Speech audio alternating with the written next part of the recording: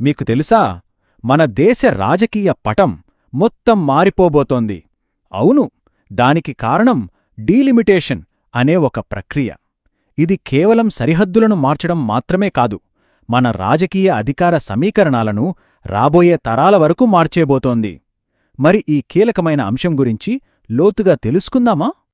ఆలోచించండి, ఒక దేశంలో జనాభా పెరగడం, తగ్గడం ఇది కేవలం నంబర్ల మార్పు మాత్రమేనా, లేకపోతే ఈ నంబర్లే రాజకీయ అధికార కేంద్రాల్ని అటునుంచి ఇటు మార్చేస్తాయా? ఈరోజు మనం ఈ ప్రశ్నకు సమాధానం వెతుకుతూ జనాభా లెక్కలు మన రాజకీయ భవిష్యత్తును ఎలా శాసించబోతున్నాయో చూద్దాం.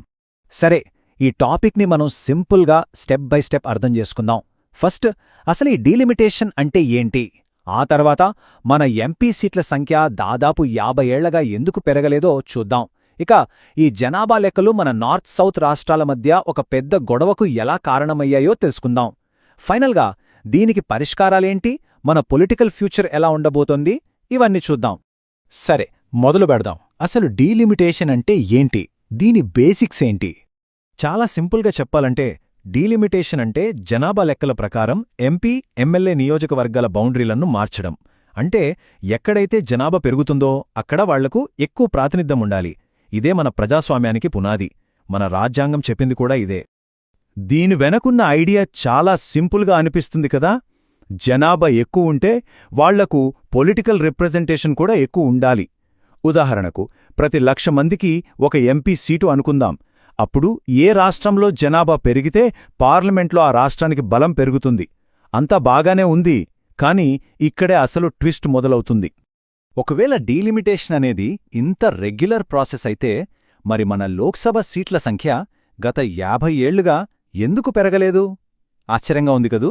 దీని వెనుకున్న కథ ఏంటో ఇప్పుడు చూద్దాం. దీని వెనుక ఒక పెద్ద కథే ఉంది.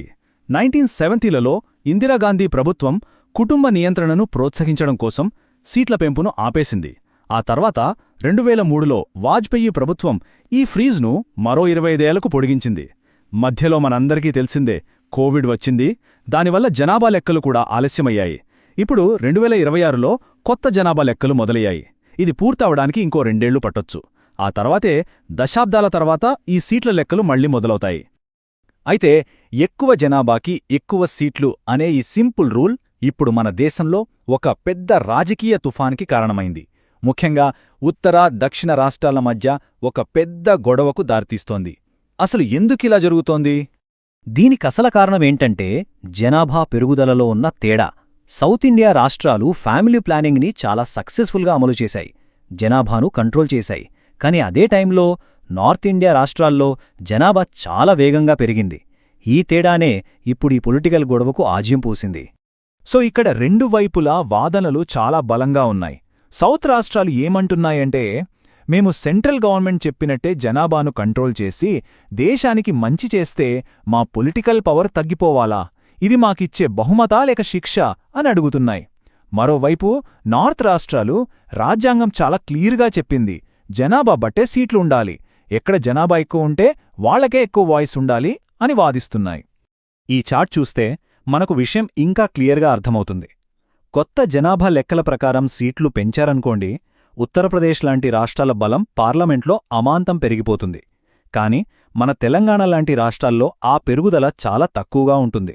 ఒక ఉదాహరణ చెప్పాలంటే, మన దగ్గర 17 సీట్లు 19 అయితే యూపీలో ఆ పెరుగుదల కొన్ని 10ల సంఖ్యలో ఉంటుంది.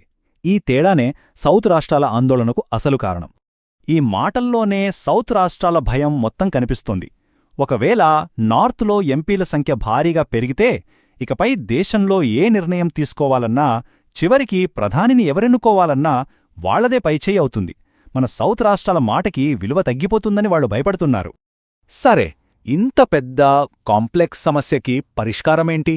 ఈ రాజకీయ చిక్కుముడిని విప్పడానికి ఇప్పుడు ఏ ఐడియాలు డిస్కషన్లో ఉన్నాయో చూద్దాం. పాత రూల్స్ ఇప్పుడు కొత్త గొడవకు కారణమయ్యాయి కదా. మరి ఈ సమస్యను సాల్వ్ చేయడానికి మన ముందున్న ఆప్షన్స్ ఏంటి? ఏ ప్రతిపాదనలున్నాయి? ప్రధానంగా 3 దారులు కనిపిస్తున్నాయి. ఒకటి, కొత్తగా రాబోయే 2026 జనాభా లెక్కల ప్రకారం సీట్లు పెంచడం. కానీ ఇలా చేస్తే నార్త్ రాష్ట్రాలకి పొలిటికల్గా చాలా పెద్ద అడ్వాంటేజ్ వస్తుంది. 2, పాత 2011 లెక్కల్నే వాడదామంటున్నారు. కానీ దీనివల్ల కొన్ని రాష్ట్రాల జనాభా నిష్పత్తి తగ్గి ఇప్పుడున్న సీట్లు కూడా కోల్పోయే ప్రమాదం ఉందని కొందరు భయపడుతున్నారు. ఇక మూడోది ఒక మధ్య మార్గం. జనాభాతో సంబంధం లేకుండా అన్ని రాష్ట్రాలకి ఒకేలా, ఉదాహరణకు 50% సీట్లు పెంచేద్దామంటున్నారు. దీనివల్ల ఇప్పుడున్న పవర్ బ్యాలెన్స్ పెద్దగా మారకుండా ఉంటుంది. సరే, ఇక ఫైనల్గా ఈ డీలిమిటేషన్ అనేది కేవలం టెక్నికల్ విషయం కాదు. ఇది మన దేశ భవిష్యత్తుని, మన పవర్ స్ట్రక్చర్ని ఎలా మార్చబోతోందో అర్థం చేసుకోవడం చాలా ముఖ్యం. అందుకే గుర్తుంచుకోండి, ఈ డీలిమిటేషన్ ఫలితం ఏదైనా సరే అది మన దేశంలో రాబోయే తరాల వరకు ఎవరు అధికారంలో ఉంటారో డిసైడ్ చేస్తుంది. ఇది కేవలం నంబర్ల ఆట కాదు, ఇది భారతదేశ రాజకీయ భవిష్యత్తుకు సంబంధించిన అంశం. ఓకే, ఈరోజు మనం నేర్చుకున్న కీ పాయింట్స్ ఏంటంటే: 1. డీలిమిటేషన్ అనేది జనాభాకి, పొలిటికల్ సీట్లకి మధ్య ఉన్న లింక్. 2. 50 ఏళ్లుగా ఆగిపోయిన ఈ ప్రాసెస్ మళ్లీ మొదలవ్వబోతోంది, దీంతో ఒక పెద్ద పొలిటికల్ మార్పు రాబోతోంది. 3. ఈ నార్త్ సౌత్ గొడవకు అసలు కారణం జనాభా పెరుగుదలలో ఉన్న తేడా. ఇక 4. దీనికి ఏ సొల్యూషన్ వచ్చినా అది ఇండియాలో పవర్ బ్యాలెన్స్ని మళ్లీ రీడిఫైన్ చేస్తుంది.